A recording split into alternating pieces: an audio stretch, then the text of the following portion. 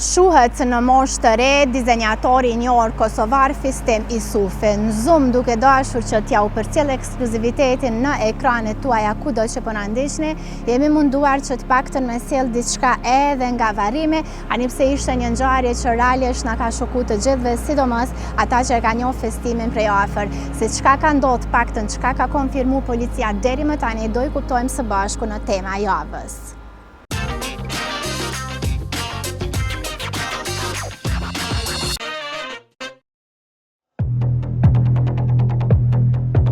Një ngjarje as pak e zakontë dhe tragjike, vdekja në moshë të re e kreatorit kosovar ka shokuar opinionin publik.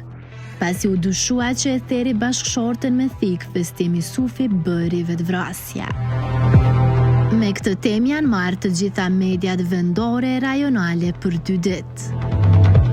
U diskutuan edhe motivet që kanë shtyrë çiftin e famshëm drejt përleshjes fizike që përfundoi me vdekje tragjike të riut. Si fillim, rastin e ka konfirmuar zëdhënësja e policisë për rajonin e Prishtinës, Flora Ahmeti.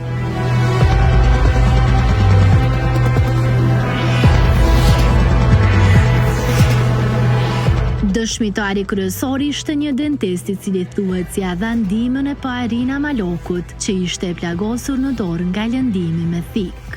Ai për mediat tha se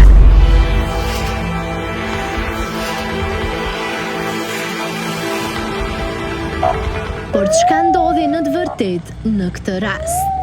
Pati zëra se thanë që Fistimi hasi në probleme me biznesin e tij e që ishte në një depresion të thellë. Ajo që bëri bujë të madhe ishte padyshim ky postim nga ana e Arinës, e madje Maloku kryqëzua nga komentet e shumta, ku shumica prej tyre ishin negativa.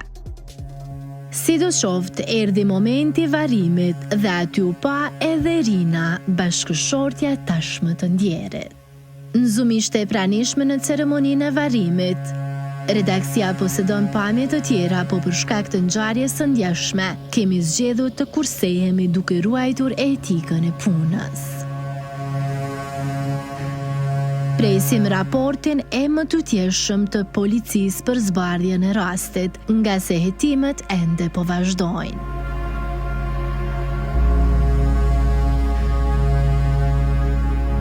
Ngushëllime të gjithë atyre që patën fatin ta njohin Fistimin.